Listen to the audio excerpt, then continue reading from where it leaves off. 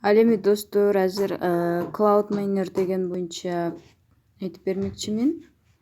Бул Cloud Miner'ден дагы биз биткоин чогултуп чыгарып алсак болот экен.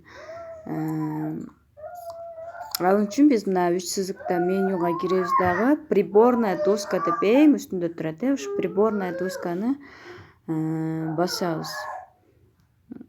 Буда саат сайын биткоин чыгарсак топтосок болот экен. Мынакей ушул жерден ылдый басабыз дагы. Бесплатный майнинг дегенди мына собери дегенди басабыз. Мынакей көбөйүп калды, көрдүңүздөрбү? Собери дегенди баскандан кийин мындай болуп кетет. Ушул жер 100 болгондон кийин 1 саат өтөт. Ошондо дагы собери дегенди басып биткоин чогулта беребиз мына жерге. Ал эми вывод боюнча айта кете турган болсом, канча болгондо вывод болот. Мен сиздерге көрсөтүп коеюн.